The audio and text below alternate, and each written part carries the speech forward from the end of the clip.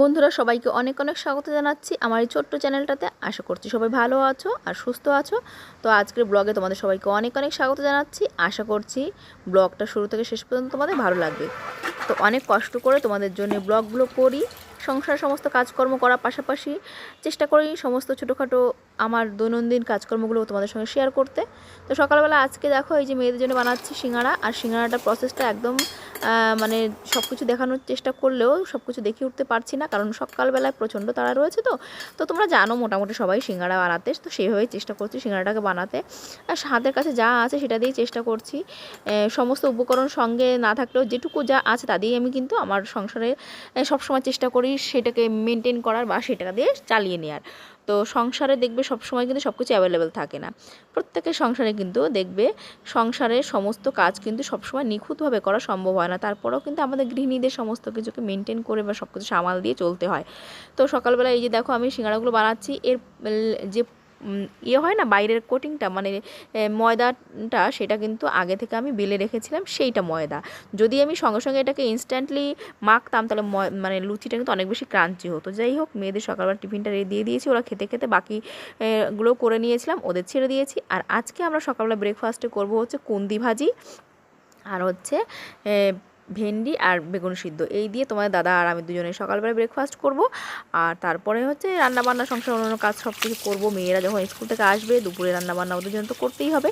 তো ওই যে এখন হচ্ছে মেয়ের এই যে একটা ড্রেস, এইটা ধুয়ে দিলাম, বাকি সবগুলো তো আগেই ধুয়ে দিয়েছি।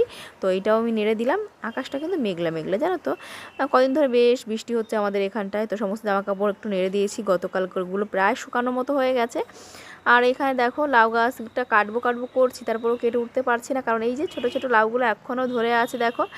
তো ছাদটার অবস্থা খুব একটা ভালো নেই, জানো, খুব নোংরা হয়েছে। এই যে পাতাগুলো পরিষ্কার করতে পারছি না তো বৃষ্টির কারণে।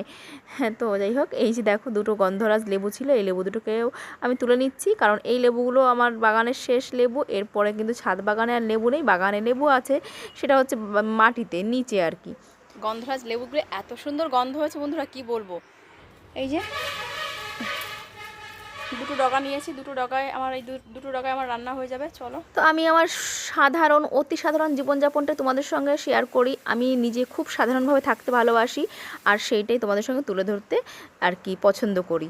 তো দেখো এই যে আমার ছাদের এই যে পুঁই শাক, এইগুলো কিন্তু একদম শুধুমাত্র সিম্পল জিরে বাটা দিয়ে রান্না করলাম আজকে, আলু আর মাছ দিয়ে, সেটাই তোমাদের সঙ্গে দেখালাম। আর করছি হচ্ছে উচ্ছে ভাজি। তো এইগুলো 200 দিয়ে 2000 দিয়েছি। 2000 ইয়ে দেবে না আমাকে, একদম ইয়ে দিতে হবে। তুমি কি দিতে?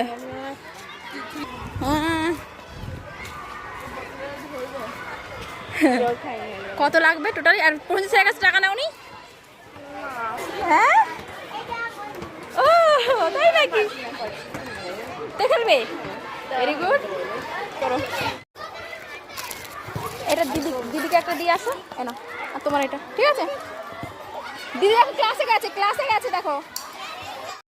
এখন ফিরে গিয়ে কিন্তু বাকি রান্নাটা কমপ্লিট করব। তার মানে হচ্ছে বাকি রান্না বলতে ওই যে আমার মানে মুরগি কাটতে হবে একটা বাড়িতে গিয়ে।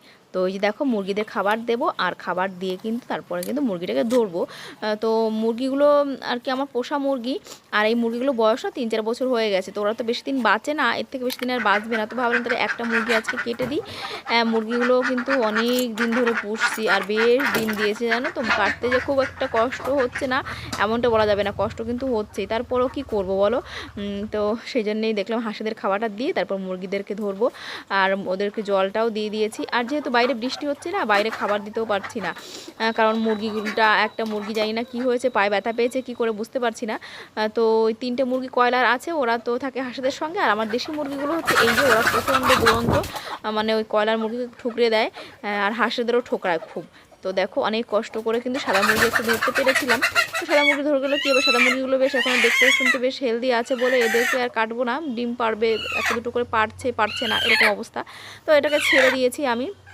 আর এই যে আমার এই লাল মুরগিগুলো অনেক পুরনো, তো ভাবলাম এদেরকে একটা করে কাটি। তো অবশেষে এইটাকে ধরেছি, তো চলো এখন কাটতে হবে, প্রচণ্ড তাড়া রয়েছে, যেহেতু আজকে একটু এক্সট্রা কাজকর্ম হয়ে গেছে, মেয়েদের স্কুলে গেছিলাম, তো ওই জন্য রান্নাবান্না আমাকে আড়াইটের মধ্যে করতে হলো। সেটা আমি করে উঠতে পারবো কি না আমি ঠিক বুঝে উঠতে পারছি না, তো তাড়াহুড়ো করছি। তোমার দাদা বলছিল ও বাড়ি এসে কেটে দেবে, আমি বললাম না তুমি বাড়ি এসে কেটে দিতে অনেক দেরি হয়ে যাবে, আমার মেয়েদের খাওয়া আর কি খেতে খেতে অনেক দেরি হয়ে যাবে। তো বাচ্চা মানুষ সকালে যায় কোনো মতো দুটো খেয়ে, বাড়িতে এসে যদি টাইম মতো খাবারটা দিতে না পারি, মা হিসেবে নিজেরই না কেমন কষ্ট হয়।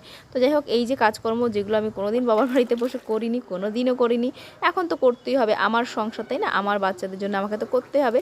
তো যখন বিয়ে হয় তখন তো আমরা সবাই মেয়ে থাকি, তো বিয়ের পরে যখন বাচ্চা কাচ্চা হয় তখন তো মা হয়ে যায়, তখন আর কিন্তু কোনো রকম অজুহাত চলে না, বাচ্চার জন্য একজন মাকে সব কিছু করতে হয়। তো এই যে অপছন্দের কাজগুলো করছি এখন শুধুমাত্র বাচ্চাদের হাসি হাসি মুখটা দেখার জন্যে। তো ওই যে কেটে কুটে নিয়েছি আর জলটা গরম করে নিয়ে এসেছি, তার ফাঁকে কিন্তু জামা কাপড়গুলো কেচে দিয়েছি, যে আমি যেগুলো পরে গেছিলাম আর কি স্কুলে, দেখলাম জলটা গরম হতে হতো এগুলো করে নিই। তো সংসার নিজের কাজ না, নিজের কাজ নিজের বুদ্ধি খাটিয়েই করতে হবে তাই না, তোমাকে কেউ বলে দিতেও আসবে না আর করে দিতেও আসবে না, তোমার কাজ তোমাকে তোমার মতো করে বুদ্ধি খাটিয়ে তোমাকে টাইমের মধ্যে কমপ্লিট করতে হবে, তাহলেই তুমি সমস্ত কিছুকে মেনটেন করতে পারবে। তো দেখো এই যে অনেকটা সময় ধরে কেটেছি, অন্তত 30 মিনিট ধরে খুঁটে খুঁটে প্রতিটা লোম বেছে বেছে পরিষ্কার করেছি। আর এবার আমি একদম চকচক করে পরিষ্কার করে ধুয়ে নিয়েছি, এবার হচ্ছে কাটবো, কেটেও নিলাম দেখো। আর কাটতে গিয়ে হাতও কেটে গেছে, সে যাই হোক সময় নেই এখন তোমাদের সঙ্গে সেগুলো শেয়ার করার, কারণ এখন আমাকে রান্না করতে হবে। আর তোমার দাদা বাড়ি চলে এসেছে, এসে আমাকে মশলাটা রেডি করে দিয়েছে বলে কিন্তু আমার তাড়াতাড়ি হচ্ছে। তো দেখো চলো নিচে যাই, তোমার দাদা মশলা করছে। তো এই যে দেখো মশলা করে ওই যে বসিয়েও দিয়েছিল উনানে, তো আমি চলে এসেছি এখন স্নান করে পুজো দিয়ে আমি চলে এলাম, আর এর মধ্যেও মশলা করে নিয়েছে। তো যাই হোক রান্নাবান্না বসিয়ে দিয়েছি, মেয়েরাও চলে এসেছে, আর ওরা এখন স্নান টান করছে, স্নান করতে করতে আশা করছি আমার রান্নাটাও হয়ে যাবে। তো যেহেতু আমি উচ্ছে ভাজিটা ওর তরকারিটা করে রেখে গেছিলাম, তাই জন্য কিন্তু আমার সুবিধা হয়েছে, তো চিকেনটা হয়ে গেলেই কিন্তু হয়ে যায়। আর তারপর ভাবছি আর কি করব, একটু মোচা রয়ে গেছিলো আগের দিনে, সেই মোচাটাও কিন্তু কেটে নিলাম, গাছের মোচা না বলো নষ্ট করতে কষ্ট হয়, কারণ সার বিষ কিছুই দেওয়া নেই। তো এই সাইডে বসিয়ে দিয়েছি, একটু হলুদ দিয়ে সেদ্ধ করে নিলাম, আর ওটাকে কষিয়ে টষিয়ে নিয়েছি। এবার আমি চিকেনটাতে কিন্তু জল দিয়ে দেবো, আর এই মোচাটাকে কিন্তু সেদ্ধ করে নেব, তারপর ওইটাকেও কিন্তু বসিয়ে দেবো, চিকেন হতে হতে মোচাটাও কিন্তু আমার হয়ে যাবে। তো মোচাটার এইভাবে ফুলগুলোকে কেটে ঝিরিঝিরি করে কেটে এই যে নিয়ে নিয়েছি, এখানে দিয়ে দিলাম চিকেনটাতে। তো চিকেনটাতে মাংস হয়নি হয়নি করে অন্তত কিন্তু 700-800 গ্রাম মাংস হয়েছে। তো দেশি মুরগি বুঝতেই পারছো, যেটুকু হয় সেটুকুই ভালো, এর টেস্ট সত্যি অন্যরকম। তো একদম পাতলা করে ঝোল করছি, একদম বেশি রিচ করব না, কারণ রিচ খাবার আমরা কেউই পছন্দ করি না। তো মানে হালকা আর হেলদি খেতেই ভালোবাসি। এদিকে দেখো মোচাটাও আমার সেদ্ধ হয়ে গেছে, জলটাকে ঝরিয়ে নিয়ে এটাকেও কিন্তু আমি একটুখানি মশলা ছিল, আদা জিরে বাটা ছিল আগের দিনের, সেটা দিয়ে কষিয়ে নিয়ে একটু ধনে গুঁড়ো দিয়ে দিলাম, দিয়ে কষিয়ে টষিয়ে নিলাম। আমি এখন আলু দেওয়ার টাইম নেই, আলু দিতেও পারবো না, আর অন্য কিছু দেওয়ার টাইমও আমার নেই, কারণ মেয়েদের দেরি হয়ে যাচ্ছে, অলরেডি ওদের খেতে দিতে হবে। আর সকালে এক মুঠো খেয়েছি, আমারও কিন্তু খিদে পেয়ে গেছে, 3টে বেজে গেছে। তো তাড়াহুড়ো করলাম, চিকেনটা কমপ্লিট, আলুগুলো একটু তুলে রেখেছি কারণ তো আলুগুলো হচ্ছে নরম হয়ে গেছিলো, তো গলে যাবে বলে। তো এই যে গরম মশলা বাটা লাস্টে দিয়ে একটু মাখিয়ে টাখিয়ে আর কি ভালো করে নাড়িয়ে চাড়িয়ে নিয়ে এবার নামিয়ে দেবো, খেতে দিয়ে দেবো। তোমাদের দাদাও স্নান করে চলে এসছে, ও আর আমি দুজনে বসে পড়বো একসঙ্গে। তো সবাই খেয়ে দিয়ে নিয়ে কিন্তু তারপর একটু বিশ্রাম করবো, সারাদিনের পর কাজকর্ম গুছিয়ে নিয়ে খেয়ে দিয়ে একটু বিশ্রাম করতে পারবো। তারপরে তো সন্ধ্যাবেলা আবার কাজকর্ম আছে, মেয়েদের পড়ানো আছে, সংসারে আরও টুকটাক কাজকর্ম অনেক রকম থাকে। তো সারাদিনটা আজকে বেশ কর্মব্যস্ততার মধ্যে কেটে গেল, আর কাজ করার মধ্যে সময় কেটে যাওয়াটা না অনেকটা ভালো। এই যে ব্যস্ততার মধ্যে থাকতে না দেখবে শরীর বা মন সব কিছুই কিন্তু অনেকটা ভালো থাকে তাই না। তো চলো বন্ধুরা, আজকের মতো টাটা, ভালো লাগলে লাইক কমেন্ট